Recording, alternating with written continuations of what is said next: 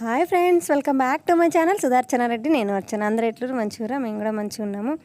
ఏంది ఏమో చదువుతున్నాం అనుకుంటుర్రా? అవును, సిటీ పోతున్నాము. ఎందుకంటే నాకు డాక్టర్ అపాయింట్మెంట్ ఉంది. అప్పుడు నేను నా డెలివరీ అప్పుడు గాంధీకి పోయినా కదా, ఎమర్జెన్సీ అయ్యి. దానికోసానికి డాక్టర్ 3 మంత్స్ తర్వాత, అంటే బేబీకి 3 మంత్స్ కంప్లీట్ అయిపోయిన తర్వాత ఒకసారి వచ్చి విజిట్ చేయండి, మీ హెల్త్ కండిషన్ ఎట్లుంది చెక్ చేస్తామని అన్నారన్నట్టు. దానికోసానికే పోతున్నా. సో బేబీ కోసం కాదు, నా కోసానికి. ఎందుకు గాంధీ హాస్పిటల్ పోయినా నేను అనేది నా డెలివరీ స్టోరీలో షేర్ చేసిన. మీరు వెనక చూడకపోయి ఉంటే వెళ్ళి ఒకసారి చెక్ చేయండి, నేను డిస్క్రిప్షన్లో లింక్ ఇస్తాను. మనం ఒక్కరమే ఉన్నప్పుడు పోవడం ఎంత ఈజీయో, లైక్ హ్యాండ్ బ్యాగ్ వేసుకొని వెళ్ళిపోవచ్చు, అట్లా ఉంటుంది. బట్ పిల్లలతో మాత్రం ముందు ప్రీ ప్యాకింగ్ అయితే కంపల్సరీ అవసరం. ఎందుకంటే పిల్లలకి ఎప్పుడు ఏది అవసరం అయితే అస్సలు లేదు.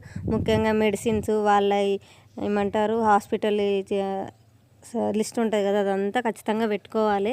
మనం ఒకరిమే ఉన్నప్పుడు చిన్న హ్యాండ్ బ్యాగ్ వేసుకొని పోతే సరిపోతుంది. కానీ పిల్లలు ఉన్నప్పుడు ఇద్దరు పిల్లలు, వాళ్ళకి కావాల్సినవి, వాళ్ళ మెడిసిన్స్ ప్రతిదీ మనతోటి ఉండాలి ఖచ్చితంగా. అండ్ నేను ఎక్కడ పోయినా మర్చిపోకుండా పెట్టుకునేది ఏదైనా ఉందంటే అది అంగన్వాడీ కార్డు, ఈ మాతా శిశు సంరక్షణ కార్డు ఖచ్చితంగా పెట్టుకుంటా. ఇన్ కేసు ఎక్కువ రోజులు నేను అక్కడ స్టే చేయాల్సి వస్తే, ఏదైనా ఇంజెక్షన్ ఉంటే అప్పుడు నేను స్టే చేసినప్పుడు దానికోసానికి మళ్ళీ బుక్ ఉంటేనే వాళ్ళు ఇస్తారు కదా, అందుకని ఆ బుక్ అయితే కంపల్సరీ పెట్టుకుంటా. నా హ్యాండ్ బ్యాగ్లోనే క్యారీ చేస్తాను నేను అది. ఎందుకంటే ఎన్ని రోజులు స్టే చేస్తామో తెలియదు. ప్రస్తుతానికి పోయేటప్పుడు అయితే ఎన్ని రోజులు స్టే చేస్తామనేది ప్లానింగ్ అయితే ఏం లేదు. సో జస్ట్ అపాయింట్మెంట్ ఉంది, వెళ్ళాలని దానికోసం మాత్రమే వెళ్తున్నాను అన్నట్టు.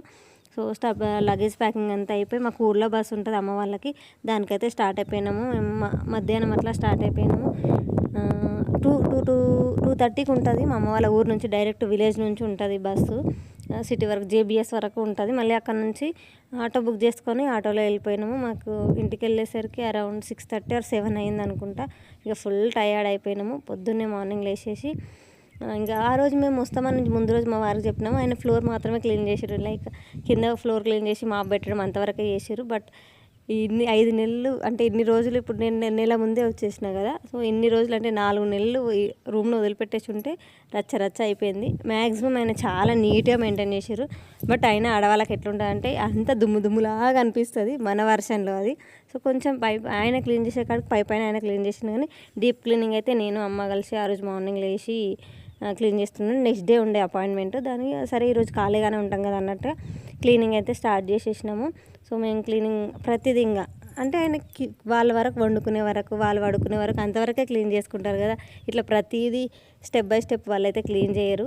అండ్ అది క్లీన్ చేస్తున్నాం. ఆయన బియ్యం వచ్చేసి పురుగు పట్టేసినాయి, ఫుల్ పురుగు పట్టేసిన బియ్యం. ఎందుకో ఏమో లక్క పురుగు పట్టింది బాగా.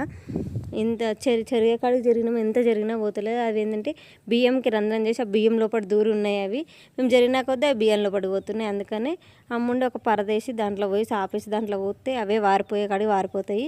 ఇక చెరిగే కాడికి జరిగినాం. వీలైన ఇట్లా ఎంత జరిగినా పోతలేవని ఇట్లా గాలికి, అంటే ఎండకు కాదు, ఎండ వేయలేదు, నీడకే. వండుకున్న బియ్యం ఎప్పుడు ఎండకు పోయొద్దు, ఇట్లా నీడకు పోస్తే అవి పారిపోయినాయి అన్నట్టు, పోయే కాడికి పోయినాయి, మ్యాక్సిమం పోయినాయి అన్నట్టు. ఆ రోజు ఇంకా మాకు క్లీనింగ్ అయిపోయింది కాబట్టి ఇంట్లో వంట ఏం చేయలే. ఎందుకంటే టిఫిన్స్ చేయడానికి కూడా ఏం లేవు ఇంట్లో. ఆయన మొత్తం బయటనే తిన్నారు కదా, సో ఇంట్లో కూడా సరుకులు ఏం లేవు. అందుకే బయట నుంచి టిఫిన్స్ తీసుకొస్తే అవే తినేసినాము. ఆ రోజు ఇంకా డాక్టర్ దగ్గర పోయి అపాయింట్మెంట్, డాక్టర్ని కలిసేసి నెక్స్ట్ డే వచ్చేసినాము. ఆ సంగతి అప్డేట్స్ అన్నీ నేను మళ్ళీ వేరే వీడియో చేసి పెడతా. సో ఆ రోజు నెక్స్ట్ డే మేము అపాయింట్మెంట్ వెళ్ళొచ్చు, డాక్టర్ దగ్గరికి వెళ్ళొచ్చిన, హాస్పిటల్కి వెళ్ళొచ్చిన. నెక్స్ట్ డే మా తమ్ముని బర్త్డే, ఇంకా ఆ రోజు కూడా స్టే చేసినాం అన్నట్టు. ఆ రోజు మా తమ్ముని బర్త్డే కోసమే స్టే చేసినాం అక్కడ, లేదంటే ఆ రోజే రిటర్న్ అయిపోయే వాళ్ళము. సో వాడు వచ్చేసి గుడికి వెళ్ళి, టెంపుల్కి వెళ్ళి, ఫ్రెండ్స్ తోటి ఇంకా చిల్ అయ్యి వాడు వచ్చేసరికి 2 అయింది. ఆ లోపు మా వారికి ఆఫీస్ టైం అయిపోయి ఆయన వెళ్ళిపోయారు. సో ఆయన నైట్ వచ్చి కలిసిండు. మధ్యాహ్నం ఇంకా వాళ్ళ ఫ్రెండ్స్ని తీసుకొని నేనే ఫోన్ చేసిన, రారా మేము ఇన్నే ఉన్నాం దా అంటే వచ్చిండు. సో ఏమన్నా చికెన్ బిర్యానీ ఇట్లా ఉండమంటారా అంటే, వద్దు చికెన్ బిర్యానీ వద్దు, ఉట్టిగా చికెన్ సపరేట్గా ఉట్టి మామూలు రైస్ వండండి, చికెన్ బిర్యానీ తిని హాస్టల్ ఫుడ్ తిని నోరు అంతా సప్ప పడిపోయింది, వద్దు మామూలుగా చికెన్ కూర వండే అని మా అమ్మకి చెప్తే మా అమ్మ వండింది. అండ్ ఇక్కడ మేము మా పాప నేను కలిసి సర్ది ఆ డెకరేషన్ లాగా చిన్నగా వేస్తున్నాము.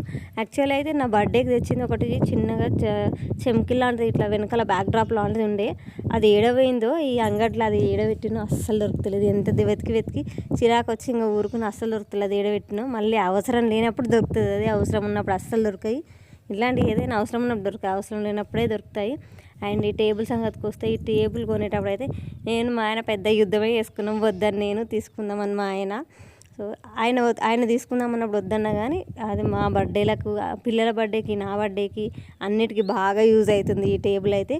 సో తీసుకున్నప్పుడు బాగా రిగ్రెట్ అయినా ఎందుకు తీసుకున్నాం అనవసరంగానే, కానీ తర్వాత దాన్ని యూజ్ చేసినప్పుడు అయితే ప్రతిసారి ఆయన నా వైపు ఒక లుక్ ఇస్తాడు. చూసినావా ఆ రోజు నేను తీసుకుంటా అంటే వద్దన్నావు, ఇప్పుడు చూసిన ఎన్నిటికీ పని చేస్తుందో, నీ మాట వినివి తీసుకోకుండా ఉంటే ఇవన్నిటికి ఎట్లా చేద్దు అన్నట్టుగా ఒక లుక్ ఇస్తాడు అనమాట నా దిక్కు. సో అట్లాంటప్పుడు మనం గమ్మున ఉండాలి, చూస్తున్నట్టు వదిలేసేయాలన్నట్టు.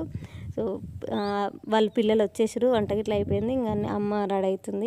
నేను కూడా రెడీ అయిపోయి అక్కడ ఉన్న డ్రెస్సులతోటే మేనేజ్ చేసిన నేను, ఎందుకంటే ఇక్కడ నుంచి పిల్లల డ్రెస్సులు క్యారీ చేయడమే ఫుల్ లగేజ్ అయిపోయింది నాకు. సో అందుకే నా డ్రెస్సులు ఏం క్యారీ చేయాలి, అక్కడ ఉన్నదే నేను వేసేసుకున్నా. వీళ్ళు వచ్చేసి ఓనరాంటి వల్ల మనవడు మనవరాలు. వీళ్ళకి మా సనీక్ష అంటే మస్తు ఇష్టం. సనీక్షకు కూడా వాళ్ళంటే మస్తు ఇష్టము. సనీక్ష అంటే మా పెద్ద పాప. తను 6 నెలలు ఉన్నప్పటి నుంచి మేము అక్కడనే ఉన్నాం కదా. సో వాళ్ళతోటి మింగిల్ బాగా, వాళ్ళకి బాగా క్లోజ్ ఆ పిల్లలకి. అక్కడ కూడా మా పెద్ద పాప ఒక్కతే చిన్నపిల్ల. అప్పుడు తను 6 నెలల నుంచి ఇప్పుడు 3 ఏళ్ళు తనకి. అప్పటిదాకా అక్కడనే ఒక్కటే ప్లేస్లో ఉండడం వల్ల వాళ్ళకి బాగా క్లోజ్ అయిపోయింది మా పాప. సో కేక్ గిట్లా తెప్పించేసిన నేను. యాక్చువల్లీ అయితే కేక్ నేను తినను, చల్లటి తినట్లేదు ఇంకా. ఎందుకు తింటలేరు అక్క మీరు అనుకోవచ్చు, నేను తినను. సో పాప కోల్డ్ అవుతుంది అన్నట్టు ఆ ఉద్దేశంతో కూలింగ్ కేక్ కదా. సో స్వీట్స్ డీప్ ఫ్రైస్ వీటికైతే దూరంగానే ఉంటున్నాయి ఇంకా కూడా. సో కేక్ తెప్పించి ఫస్ట్ అయితే మా తమ్ముడు వద్దు కేక్ వద్దు ఏమొద్ది అన్నాడు, కానీ నేనే నా మనసు ఒప్పలే. ఇప్పుడు నా బర్త్డే అయినా మా పిల్లల బర్త్డేలైనా ఏవైనా మా తమ్ముడు కేక్ తీసుకొని వచ్చి సెలబ్రేట్ చేస్తాడు.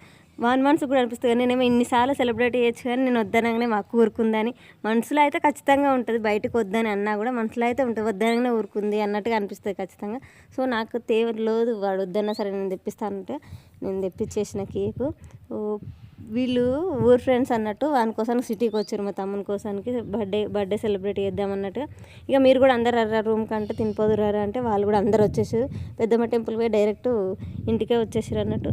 ఇదే ఫస్ట్ టైం మా పెళ్ళైన తర్వాత అని కాదు, మా తమ్ముడు కొంచెం పెద్దగా వానికి బుద్ధి తెలిసి వాని బర్త్డే వాడు సెలబ్రేట్ చేసుకున్న తర్వాత ఇదే ఫస్ట్ బర్త్డే వాడు మాతోటి, అంటే నేను అమ్మ మాతోటి ఆ బర్త్డే సెలబ్రేట్ చేసుకొని ఇంత హడావిడి లేకుండా ప్రశాంతంగా ఉన్నది ఇదే.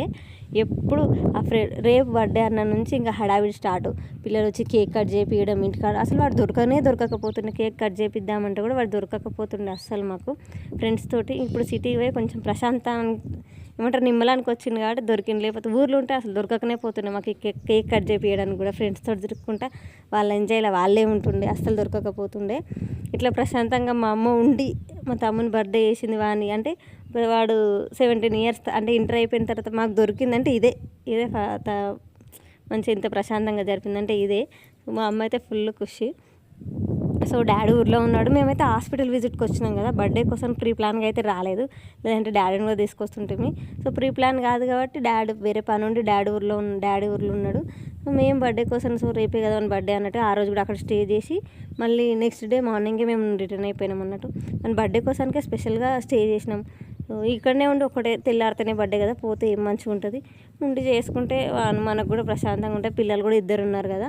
సో కానీ మా పాప కేక్ ఎట్లా వేస్తుందంటే ఎప్పుడు తింటూనే ఉంటారు, అయినా కూడా పిల్లలకు అదేందో ఆతృత చూడంగానే స్వీట్ తినాలి అన్నట్టుగా ఉంటుంది కదా అట్లా. సో చికెన్ అయితే వండేసినాము. ఇవి ఆంటీ పంపించింది. వాళ్ళు ఏమంటారు దాన్ని మరి దేనికో ఎల్లమ్మ గుడాలు పోస్తారు, వాళ్ళు గుడాలు పంపించింది అన్నట్టు. ఎల్లమ్మ గుడాలు పోస్తారని తినరని మేము ఉన్నామని. మీరు కనుక నా ఛానల్ చూడడం ఫస్ట్ టైం అయితే ప్లీజ్ లైక్ చేయండి, షేర్ చేయండి, సబ్స్క్రైబ్ చేయడం మాత్రం అస్సలు మర్చిపోకండి. అండ్ నన్ను ఇన్స్టాగ్రామ్లో కూడా ఫాలో అవ్వండి, బెల్ ఐకాన్ కూడా ఆల్లో పెట్టుకోండి. తమ్ముళ్ళు అందరు తింటారు. ఇక వాళ్ళు ఈ హాస్టల్ ఫుడ్ తిని నోరైతే పడ్డది. ఈ కూరతోటి కొంచెం ఏమంటారు ప్రశాంతంగా ఉంది కూర తినడం వల్ల అన్నయ్య. వాళ్ళందరూ ముచ్చట్లు పెట్టుకుంటూ తింటారు అన్నారు. హాస్టల్ ఎట్టుండే అంటే అందరు తినేలాగా ఉంటుంది కదా, కారం మన తెలంగాణలో ఏంటంటే బగ్గ కారం ఇట్లా తింటే కారం మసాలాలు మనం బాగా తింటాం కదా, హాస్టల్లో అట్లా తిన్నారు కదా, అందరు తినేలాగా వీళ్ళలాగా చేస్తారు కాబట్టి అట్లా చేసారంట. సో మంచిగా ఉంది అన్నారు. ఆ రోజు నైట్ స్టే చేసి నెక్స్ట్ డే మార్నింగ్ వద్దాం అనుకున్నాము, కానీ ఈవినింగ్ అయింది. ఎందుకంటే ఊళ్ళో బస్ అందాలి మాకు. ఊళ్ళో బస్ అయితేనే మాకు ఈజీగా ఉంటుంది రావడానికి.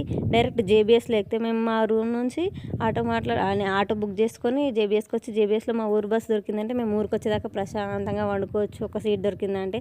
లేదంటే మళ్ళీ మేము అక్కడ నుంచి టోల్గేట్ దగ్గరికి వచ్చి అక్కడ దిగి మళ్ళీ ఎవరినో డాడీకి ఫోన్ చేస్తే మళ్ళీ 2 పిల్లలు నేను అమ్మ లగేజ్ తింటుంది కాబట్టి 2 సార్లు డాడీ అటు ఇటు తిరగాలన్నట్టుగా ఊళ్ళో లేట్ అయినా సరే ఊళ్ళో బస్కే పోదాము ప్రశాంతంగా పోవచ్చు, ఊర్లో దిగొచ్చు, ఇంటి ముందర దిగినట్టు ఉంటుంది, ఎవరిని ఇబ్బంది పెట్టకుండా ఉంటుంది. 2 సార్లు తిరుగుడు ఉండదు, పిల్లల్ని వేసుకొని బండి అంటే చికాకు వస్తుంది అన్నట్టు బస్కే వచ్చేసినాము. ఈవినింగ్ టైం ఉంటుంది మాకు బస్సు. కాకపోతే తిరుక్కుంటూ వస్తుంది బస్సు. ఏంటంటే అన్ని ఊర్లు కవర్ చేస్తుంది, ఒక 10-12 ఊర్లు కవర్ చేస్తుంది మొత్తం ఈ బస్సు. అన్ని విలేజ్లు అన్నీ తిరుక్కుంటూ వస్తుంది కాబట్టి లేట్ అవుతుంది కొంచెము. అండ్ బస్సులో రావడం వల్ల కూడా పిల్లలు ఎంత ఎంజాయ్ చేస్తారని నాకు ఇప్పుడే అర్థమైంది. ఎప్పుడైనా నేను బస్కే వస్తాను, కానీ అప్పుడు వచ్చినప్పుడల్లా మా సన్నికి చెందంటే పడుకుంటుండే. నేను ఒక్కదాన్నే ఉంటుండే కాబట్టి పడుకుంటుండే, మీద కూర్చుని పెట్టుకుంటుండే, తను పడుకుంటుండే. ఈసారి ఏంటంటే అమ్ముంది, చిన్న పాప నేను ఎత్తుకున్న, అమ్ముంది. అండ్ మొత్తం బస్సులు అంతా తెలిసిన వాళ్ళే ఉన్నారు, మొత్తం సగం మా పక్క ఊళ్ళోళ్ళు, మా ఊర్లోళ్ళే ఉన్నారు ఎక్కువ. వాళ్ళందరిని చూసుకుంటూ ముచ్చట్లు పెట్టుకుంటూ వాళ్ళకి చెప్తుంది. అండ్ ఆ బస్సులో ఎవరు అడిగిరంట, మీ మమ్మీ ఏం చేస్తుందని అడిగిరంట వాళ్ళు మా పాపని. మా మమ్మీ వీడియోలు చేస్తుందని చెప్తుందంట. సో వాళ్ళు ఏమైంది మీరు వీడియోలు వేస్తారంటే ఏంది అని అంటే, నాకు అప్పుడు అనిపించింది నా ఛానల్ని ప్రమోట్ చేయడానికి ఎవ్వరు అవసరం లేదు, మా పాప ఒక్కది ఉంటే చాలన్నట్టుగా అట్లా అనిపించింది. నాకు మంచిగా అనిపించింది. ఎందుకంటే సో ఏం చేస్తా అంటే ఖాళీగా ఉంటుందని అయితే చెప్పలే మా పాప, మా మమ్మీ వీడియోలు తీస్తుంది. సో తన దృష్టిలో అది కూడా ఒక పని. ఈ చిన్న లాజిక్ నా చుట్టూ ఉన్న వాళ్ళందరూ పట్టించుకోకపోయినా మా పాప గుర్తించింది, నాకు అజ్జాలు ఇలా సోల్ సాటిస్ఫై అయిందనమాట. చాలా మంచిగా అనిపించింది నాకు. తను ఒక్కతైనా గుర్తించింది కదా చాలన్నట్టుగా. సో మనం ఎంత కష్టపడ్డా మన పిల్లల కోసానికే కదా, సో వాళ్ళు గుర్తిస్తే చాలన్నట్టుగా. సో నాకు ఆ రోజు మంచిగా అనిపించింది. సో ఊళ్ళ బస్కి అయితే విలేజ్కి వచ్చేసినాం మేము. మళ్ళీ రిటర్న్ పోయినాం, మళ్ళీ ఇంటికి కూడా వచ్చేసినాం. ఒక 3 days స్టే చేసినాం అంతే అక్కడ. That's it for the vlog. మళ్ళీ వీడియోలో మళ్ళీ కలుసుకుందాము. అప్పటిదాకా చూస్తూనే ఉండరు. సుధార్చనారెడ్డి, నేను అర్చన. బాయ్.